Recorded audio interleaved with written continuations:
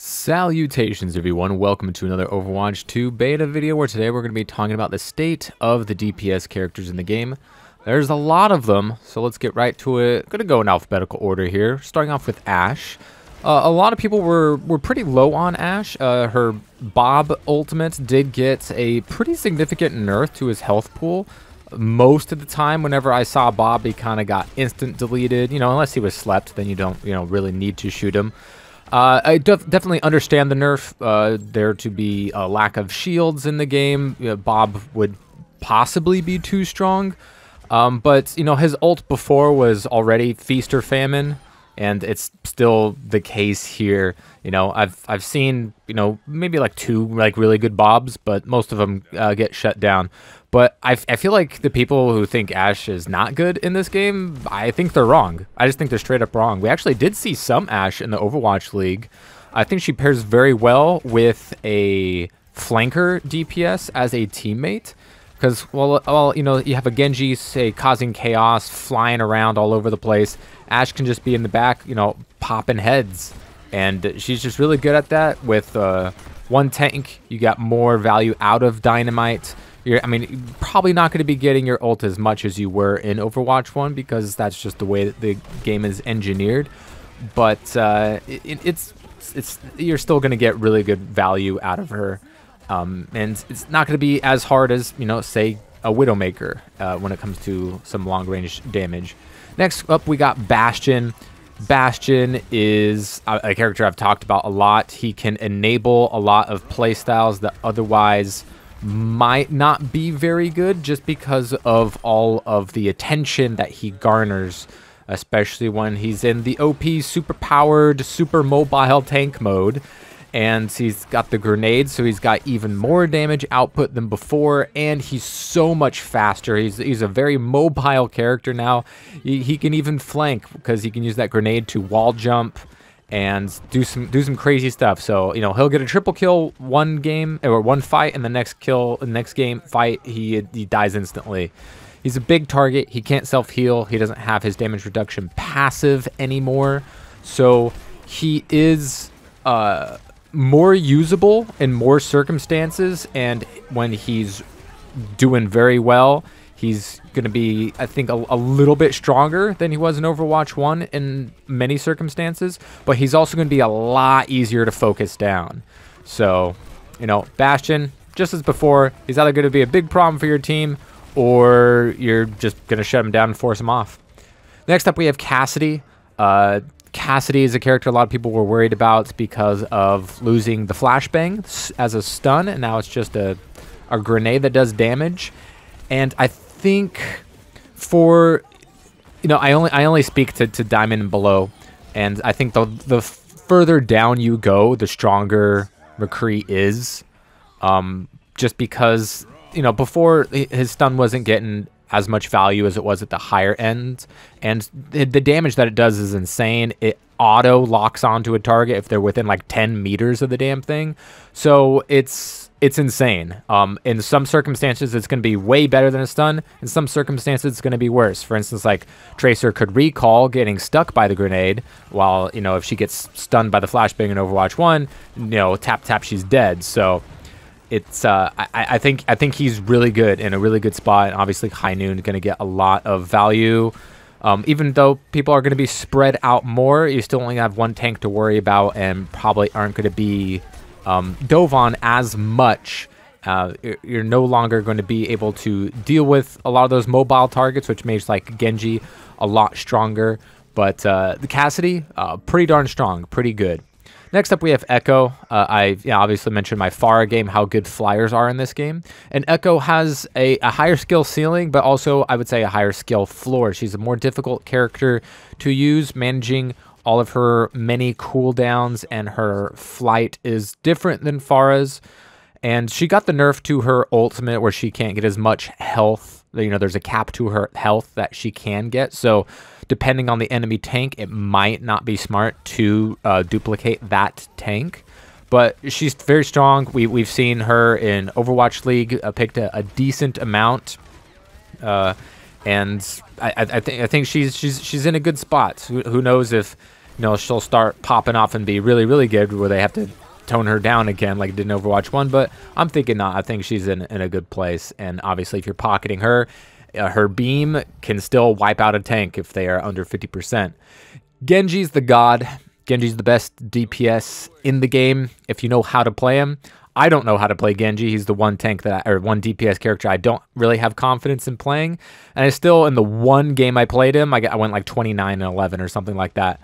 And he's good. He's really fucking good. I feel like he's too strong, especially I just think his ultimate lasts too long. You know, he'll get a 3 or a 4K, and then he still has time to like slash the air 2 more times because it just lasts so long. You know, there's very little CC. And, you know, he was never good against double shield or goats because, you know, he's not good at killing the high health pool targets. But in this game, even though the high health pool targets have even more health or more damage mitigation, he can actually go up against the tank very well. He slaughters backlines, and he's been so good in Overwatch League. He's probably, you know, top 2 most picked. We saw a lot more of him in the first 2 weeks as opposed to the 3rd week. But he's insanely strong to where you don't even need to nano his blade to get insane value out of it. And the best Genji that we've seen is when they nano just regular Genji, not even a nano blade. He's that insane. He's that strong. The mobility, the ult, the dash resets. It's an insane amount of damage. I feel like he's OP right now, but not too much like we have seen other characters be, such as what is probably the more universal best damage character in the game, Soldier 76. But we'll get to him later as we get onto the other Shimada brother, Hanzo. Hanzo, I don't think a lot of people expected to be great or be better, but I think he's better. I think the only thing that is being detracted from his kit is dragons not being as good because people aren't clumped up as much, and you only have one tank to possibly combo with ults for. So you're not going to have as many Grav Dragons. You're not going to have as many Shatter Dragons or Flux Dragons. So Dragons is going to get less value. And, you know, it wasn't one of the better ultimates to begin with in the first place, but his ability to fight tanks is really good. Even a divey tank like Doomfist, he can dink that giant head box pretty easily. Orisa has always been weak against Hanzo, and now that she has no shield whatsoever, even if she's fortified, Hanzo's doing some pretty big damage against her. And I feel like he's really fun to play. He's in a good spot. I feel like we could use him in more situations than we could before, just because it's a bit more safe. And he's just really good and really fun, and I'll have a great Hanzo game for you guys in the future. Didn't want to waste it on this one. I'm talking about characters other than Hanzo, but yeah, I'll get more into him. But I think he's in a good spot. And then next up, we have Junkrat. Junkrat, a lot of people were saying was not going to be good for Overwatch 2 because what he is good at in Overwatch 1 isn't something that is called upon for Overwatch 2. He's a tank buster. He could spam and destroy those shields, and there's only one tank in Overwatch 2, so he's not going to be very good, right? Wrongo. Those people were wrong. Yes, he did get the nerf to his trap, which I did feel was necessary. It's a fine change. It doesn't really nerf him all that much. And in some circumstances, you know, you don't want to boop them away with your concussion mine because it breaks them free of the chain, so you want to get a shot in on them first. But his tire is still one of the best in the game. It's still the fastest charging in the entire game, so he's absolutely incredible. In any map that he was good before, he's still good. So while he might not be blasting shields nearly as much, his ability to spam hallways and small corridors or, you know, capture points is just as good. It's just as good, and his tire is still one of the best ultimates in the game and is the fastest charging in the game. So Junkrat, I still think, is pretty decent for Diamond and below. Next up, we got Mei. Now, I feel like a lot of people were low on Junkrat. I think, like, maybe not now, but for the first couple of weeks, Mei was the most underrated DPS character in Overwatch 2. Now we've seen her picked a decent amount in Overwatch League. And she got the change to her primary fire to where it no longer freezes, but it does way more damage. Holy shit, is that way more damage? Way more damage. It absolutely freaking deletes people. You know, maybe in Overwatch 1, it wouldn't have been as strong because you really want that freeze to specifically isolate a tank, right? But with less shields, her Icicle is just going to be as useful as Hanzo's arrows, and her wall is still one of the most useful tools in the game. And her ultimate is still one of the best, one of the most oppressive. People aren't going to be as clumped up as much, so she might get not as much consistent value with that. But it still, you know, completely dominates the entire area that she uses it in. And the amount of damage that her primary fire does now with losing the freeze is a ton. So I feel like people aren't sleeping on her as much anymore because of how much we've seen her at the top levels of play. But she's really, really fucking good. Next up, we have Fara. Obviously, I had my Fara gameplay. If you want to check that out, feel free to do so. She's good. I feel like she's, you know, even better because what was used to stop her in Overwatch 2, you will not see as much in Overwatch 1.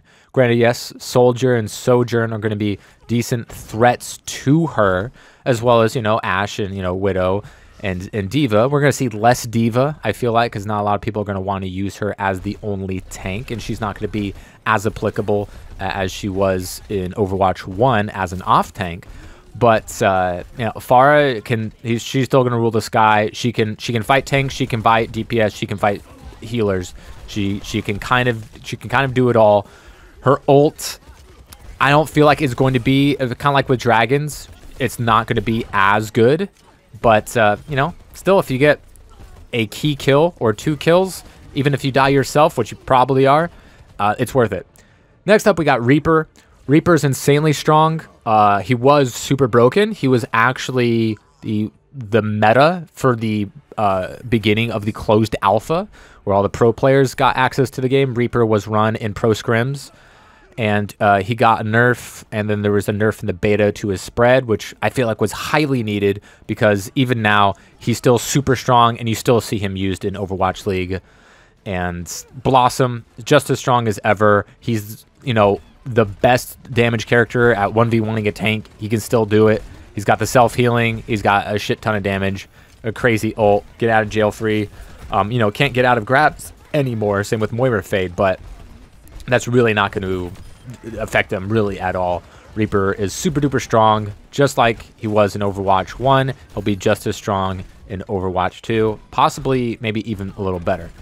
Next we got Soldier 76. Soldier 76 obviously is stupid strong. If you're not a Genji player, then Soldier is the best damage character in the game. Even after the nerf, I still slaughtered with him. Everyone else did.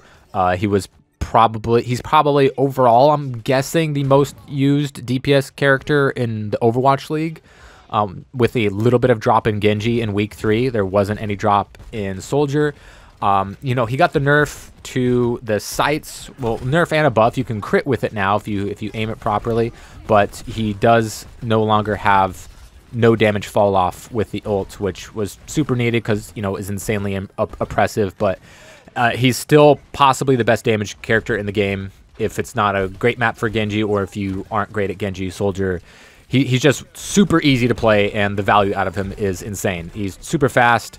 I think it was good that he got a nerf to his sprint, since it's stacked on the already base speed passive for DPS in Overwatch 2. And the nerfs aren't going to affect him. He's great at long range. He's great at short range. He could heal himself. He's got an insane ult. So, yeah, Soldier, still incredible, no matter what. Sombra is a character that I couldn't get working in the alpha. Every time I would throw a translocator, it would disappear midair before it could touch the ground. I don't know what I was doing, but I'm not a Sombra character, so a player, like, really at all. So I didn't even feel like bothering trying to figure it out. But, you know, we've seen plenty of Sombra play, especially early on in alpha footage and early beta footage and at the top play. We didn't see her as much as maybe a lot of people, including myself, might have thought in Overwatch League. Still some, but definitely not one of the more picked ones. But obviously that can change at any moment. Sombra can become meta at the drop of a hat with any new change in in anyone's power level and any new tank, any new healer or whatever. Sombra can be the best in the game when used properly. We've seen it already, and her ultimate, of course, is really good. Her flank ability is even stronger. Her ability to hack somebody and do 30% more damage to them is absolutely batshit insane. I felt like she was maybe too strong when the game, when the beta first released, but we didn't see a ton of her, so there's not a lot of reason for people to be up in arms if you don't see her as much, even if she is insanely strong. But she could be the best in the game at any point, so I think we should be a little bit wary of that. Next, we have Symmetra. Symmetra, probably the worst damage character in the game in Overwatch 2. In Overwatch 1, she's a queen. She's insane. She's really, really good.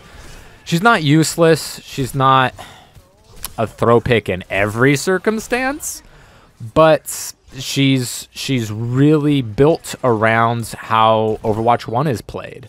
So Overwatch 2, maybe she gets another rework. Who knows? Because she relied on, people grouped up to get them with her turrets. And her teleporter is, still just as useful where it was in Overwatch 1. And she's not going to get as much charge for her primary because there's a lot less shields. And some of the bigger shield characters aren't going to be as prevalent or popular, possibly. So yeah, Symmetra is not going to be great. And you can't fit her in as many places as you could before. Next, we have Torbjorn. He's pretty much the same. I would say maybe a little bit stronger just because that Molten Core ability makes him really good at just winning a 1v1, which we see a lot more in Overwatch 1, a lot more skirmishy. His turret's going to get more value with there, of course, only being one tank, 1 or 0 shields out there on the field. So Torbjorn, maybe he hurts a little bit with how the game is played, how fights are unfolding in Overwatch 2. But as a character, he's just as strong as before, or maybe just as weak, however you want to see it. He's pretty decent. And then we have Tracer.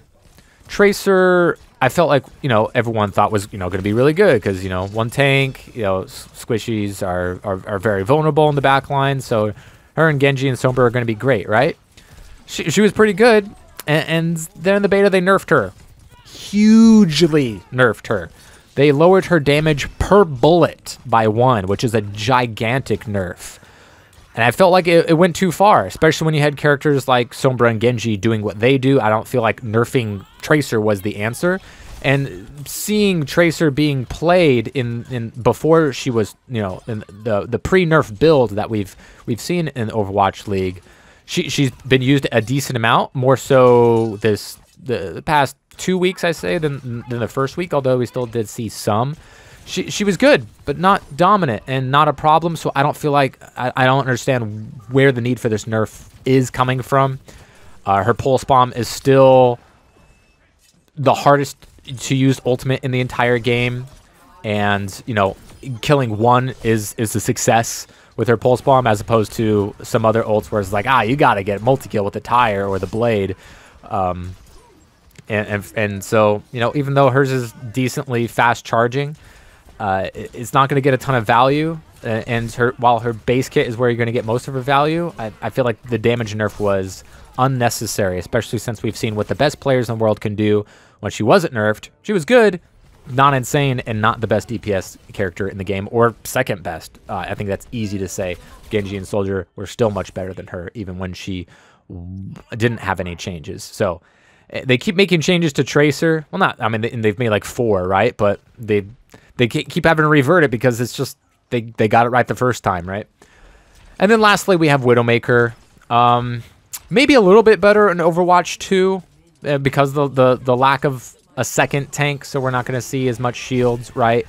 But she's still going to be as feast or famine as before, because you got to hit your shots. You got to hit your shots. Even a bad Symmetra is going to do better than a bad Widowmaker, because Widowmaker, her ult's not going to be helpful to a lot of lower level team fights, and she's not good in close range, and she has to hit those shots to get actual value out of her.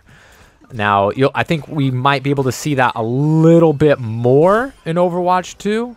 because of the way that things are. And like with Ashe, if you have somebody causing havoc in the backline and she's free to do what she wants, she can be great, but she still has to hit the shots, which we know has kind of always been an issue with most players, and you never really saw her pop off, in Diamond and below.